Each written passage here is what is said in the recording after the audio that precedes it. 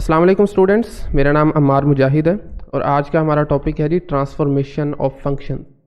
आखिरी दो लेक्चर्स में हमने फंक्शन की डिफरेंट टाइप्स पढ़ी थी और उनके साथ उनके ग्राफ्स भी डिस्कस किए।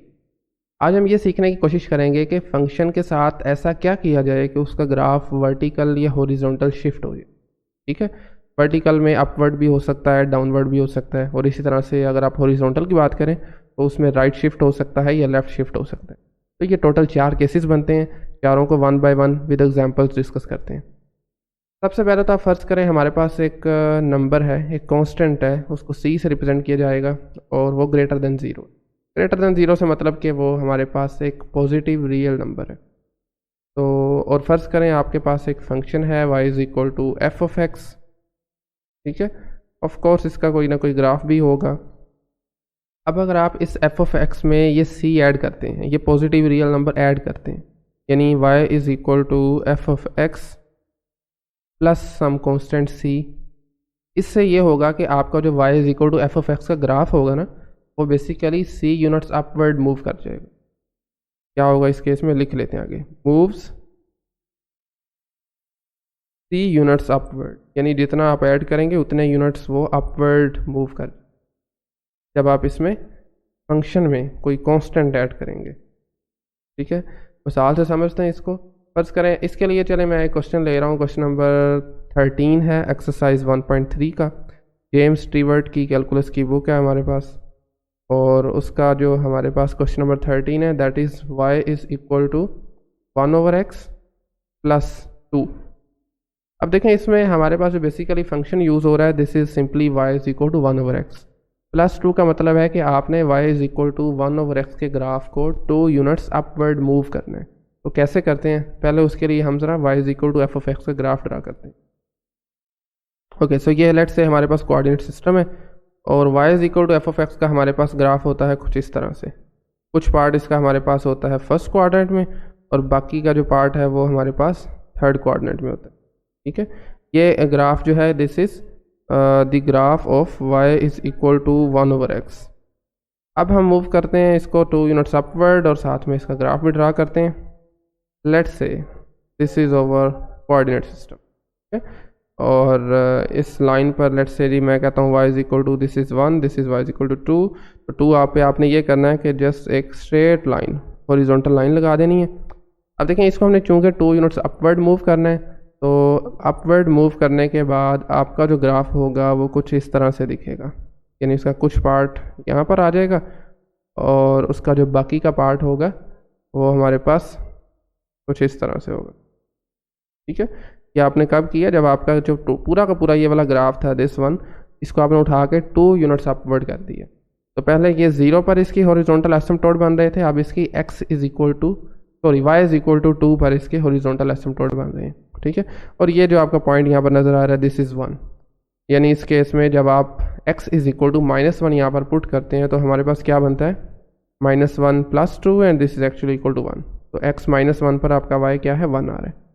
ठीक है, तो इस तरह से आपका कोई भी ग्राफ आप ले सकते हैं, उसमें जितने यूनिट्स आप ऐड करेंगे, जितना नंबर ऐड करेंगे उतने यूनिट्स वो अपवर्ड मूव कर जाएगा। ठीक है, ये थी हमारे पास वर्टिकली अपवर्ड शिफ्टिंग। अब चलते हैं अपने नेक्स्ट केस की तरफ, और वो एक तरह से इसके ऑपोजिट है। तो सेकंड केस हमारा, उसमें हमने ये करना है कि आपने के पास जो ओरिजिनल ग्राफ है ना y is equal to f of x का, लेट्स से इसमें से आपने कुछ कांस्टेंट माइनस करना है, यानी पॉजिटिव रियल नंबर आपने माइनस करना है। अगेन हमने चूँकि c को फर्स्ट किया हुआ है तो लेट्स से F of x minus c। इससे ये होगा कि आपका जो ग्राफ होगा शिफ्ट कर जाएगा c यूनिट्स डाउनवर्ड। लिख लेते हैं जी, शिफ्ट c यूनिट्स, यानी जो y is equal to f of x का ग्राफ होगा ना ओरिजिनल फंक्शन का, वो आपका मूव करेगा c यूनिट्स डाउनवर्ड। ओके, तो इसकी भी ज़रा हम एग्जांपल करते हैं एक, और इसमें मैं फर्स्ट करें जी फंक्शन हम लेते हैं y is equal to -√(x -1). तो इसमें अगर आप देखें ना, ओरिजिनल फंक्शन हमारे पास है y is equal to -√(x). तो पहले ज़रा मैं ना y is equal to -√(x) का ग्राफ ड्रा करता हूँ, दैन हम आगे इसमें से जो -1 किया दैन उस पर चलेंगे। तो ये हमारे पास कोऑर्डिनेट सिस्टम है। आप जानते होंगे कि हमने y is equal to +√(x) का ग्राफ पढ़ा था, वो कुछ इस तरह से था। अब चूंकि हमारे पास y is equal to minus square root का ग्राफ है, ठीक है ना, तो मतलब y की वैल्यूज़ माइनस में आ रही हैं, तो ऊपर वाली तरफ y की वैल्यूज़ प्लस में होती हैं, नीचे वाली तरफ माइनस में होती हैं, तो सिंपल आपने इसको नीचे वाली तरफ ले जाना है। ये बेसिकली जो हमारे पास ग्राफ बन रहा है, this is the graph of y is equal to minus square root of x।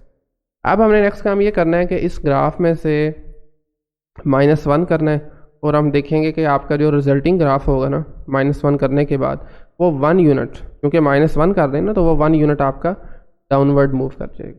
यानी पहले आपका स्टार्ट हो रहा था 0 से, वही अब स्टार्ट आपका होगा जी -1 से, ठीक है, और वो कुछ इस तरह से दिखेगा, ठीक है।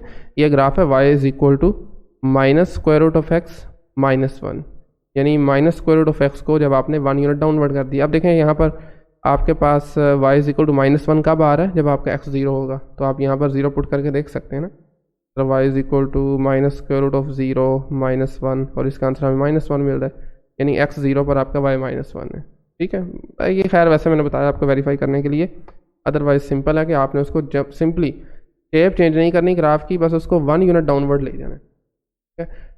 ओके, सो 2 केसेस हो गए, थर्ड पे आते हैं। अच्छा, जो थर्ड केस है ना, उसमें हमने करना ये है कि आपने ओरिजिनल फंक्शन आपके पास होगा y is equal to f of x, और आपने इस फंक्शन में जहाँ जहाँ पर भी x होगा ना, जितनी मरतबा भी होगा, आपने उस x को रिप्लेस करना है x प्लस सी, है समझ, मतलब उस x को आपने रिप्लेस करना है x प्लस सी से, और इस केस में आपका जो ग्राफ होगा वो c यूनिट राइट साइड पे चला जाएगा, सॉरी प्लस जब करेंगे तो c यूनिट लेफ्ट साइड पे जाएगा, c यूनिट्स लेफ्ट साइड पे। प्लस के केस में आपका जो ग्राफ होगा ओरिजिनल फंक्शन का वो c यूनिट्स लेफ्ट पे मूव करेगा।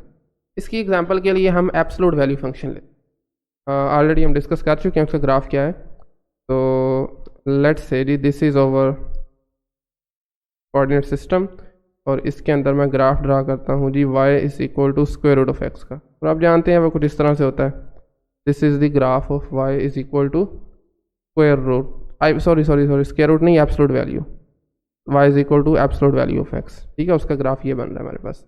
तो अब मैंने क्या करता हूँ जी, इसमें से x को रिप्लेस करता हूँ, लेट्स से x प्लस 1 से, x प्लस 2 से कर लें, चले मैं 1 से कर लेता हूँ। हमने सिंपली क्या किया, x को रिप्लेस किया है x प्लस 1 से। अब देखते हैं ज़रा इसका ग्राफ क्या बनता है। तो this is over coordinate system.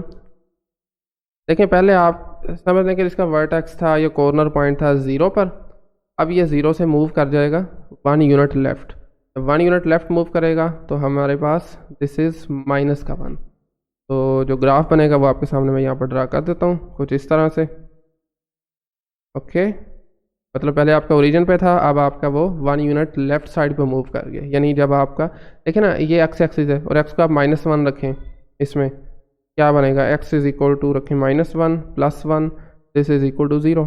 यहाँ से आप देख सकते हैं बेसिकली एक्स जब आपका -1 है तो y 0 आ रहा है, ठीक है। किसी भी फंक्शन के ग्राफ में, फंक्शन में एक्चुअली जब आप कुछ ऐड करते हैं, या बल्कि आप ऐड ना कहें, आप ये कहें कि आप सिंपली एक्स को, जो वेरिएबल वहाँ पर इंडिपेंडेंट वेरिएबल यूज़ हो रहा है, उसको आप रिप्लेस करते हैं x प्लस सी से, तो आपका वो जो ग्राफ होगा ओरिजिनल फंक्शन का वो c यूनिट्स लेफ्ट साइड पे मूव कर जाए, ठीक है।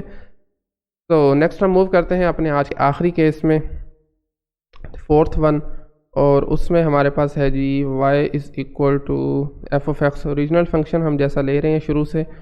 अब आपने ये करना है कि आपने एफ ऑफ एक्स माइनस का c कर देना, यानी x को रिप्लेस किया x माइनस सी, अभी रिप्लेस किया था ना x प्लस सी से, अब बिल्कुल हमने x माइनस सी रिप्लेस करना है। तो इस केस में आपके पास आपका जो ओरिजिनल फंक्शन का ग्राफ होगा वो c यूनिट्स राइट साइड पे मूव कर जाएगा।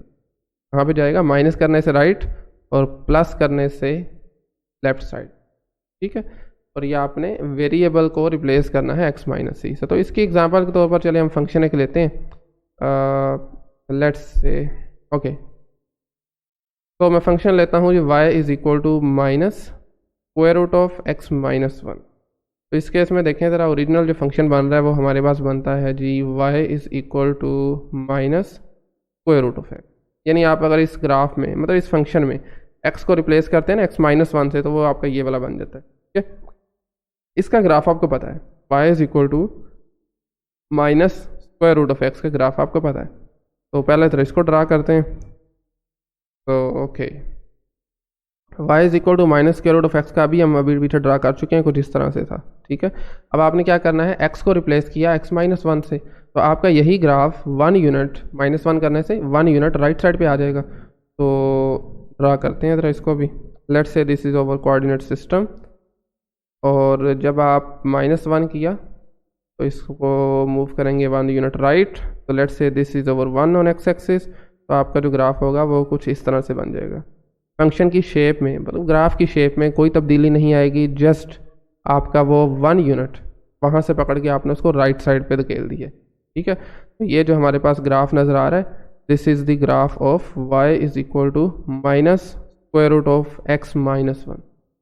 तो ये 4 तरह की हमने इसमें ट्रांसफॉर्मेशंस पढ़ी हैं आज, किस तरह से आप किसी भी फंक्शन के ग्राफ को वर्टिकली या हॉरिजॉन्टली मूव कर सकते हैं, ठीक है। तो ये था जी आज का हमारा लेक्चर। कहीं से अगर आपको प्रॉब्लम है, नहीं समझ लगी, तो कमेंट सेक्शन में पूछ सकते हैं। तो थैंक यू वेरी मच।